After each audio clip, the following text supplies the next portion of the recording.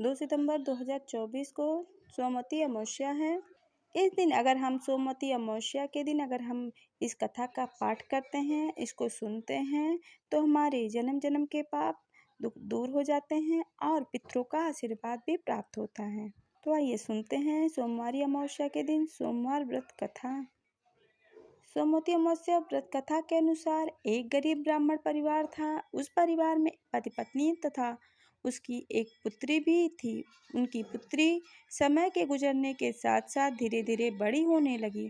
उस पुत्री में बढ़ती उम्र के साथ साथ सभी स्त्रियोचित गुण विकास हो रहा था। वह कन्या सुंदर, संस्कारवान एवं गुणवान थी, परंतु गरीब होने के कारण उसका विवाह नहीं हो पा रहा था। एक दिन उस ब्राह्मण के घर में एक साधु महाराज पधारे। साधु उस कन्या के सेवा भाव से अत्यधिक प्रसन्न हुए। कन्या को लंबी आयु का आशीर्वाद देते हुए साधु ने कहा कि इस कन्या के हाथ में विवाह योग्य रेखा नहीं है। तब ब्राह्मण दंपति ने साधु से इसका उपाय पूछा। कन्या ऐसा क्या करे कि इसके हाथ में विवाह योग्य बन जाए? साधु महाराज ने कुछ देर विचार करने के पश्चात अपनी अंतर्दृष्टि में ध्यान करके बताया कि कुछ ही दूर पर एक गांव में सोना नाम की एक धोबिन महिला अपने बेटे और बहू के साथ रहती है, जो बहुत ही आचार विचार एवं संस्कार संपन्न तथा पति पारायण है। यदि यह सुकन्या इस धोबिन की सेवा करे और वह महिला उसकी शादी में अपने मांग का सिंदूर लगा दे तथा उसके बाद इस कन्या का विवाह हो जाए, तो इस कन्या का वैध योग मिट जा सकता है।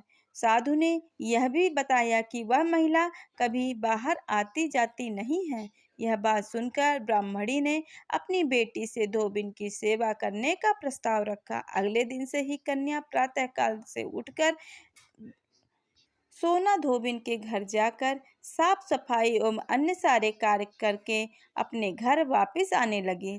एक दिन सोना धोबिन अपनी बहू से पूछती है कि तुम तो सुबह ही उठकर सारे काम कर लेती हो और पता भी नहीं चलता। बहू ने कहा, माँ जी, मैंने तो सोचा कि आप ही सुबह उठकर सारे काम खुद ही खत्म कर लेती हैं। मैं तो देर से उठती हूँ।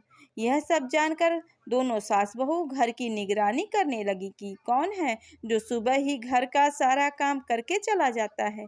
एक दिनों की बात है, धोबिन ने देखा कि एक कन्या मुंह ढके अंधेरे में घर में आती है और सारे काम करने के बाद चली जाती है। जब वह जाने लगी तो सोना धोबिन उसके पैरों पर गिर पड़ी। पूछने लगी कि आप कौन हैं और इस तरह छुपकर मेरे घर की चाकरी क्यों करती हैं? तब कन्या ने साधु द्वारा कही गई सारी बात बताई। सोना धोबिन पतिपरायण थी, अतः उसने तेज था, वह तैयार हो गई। सोना धोबिन के पति थोड़ा औसत थे। उसने अपनी बहू से अपने बेटे लौट आने तक घर पर ही रहने को कहा। सोना धोबिन ने जैसे ही अपने मांग का सिंदूर उस कन्या की मांग में लगाया, सोना धोबिन का पति मर गया। उसे इस बात का पता चल गया। वह घर से निराजल ही चली थी। यह सोचकर कि रास्ते में कहीं पीपल का पेड़ मिलेगा तो उसे भौरी देकर और उसकी परिक्रमा करके जल ग्रहण करेगी।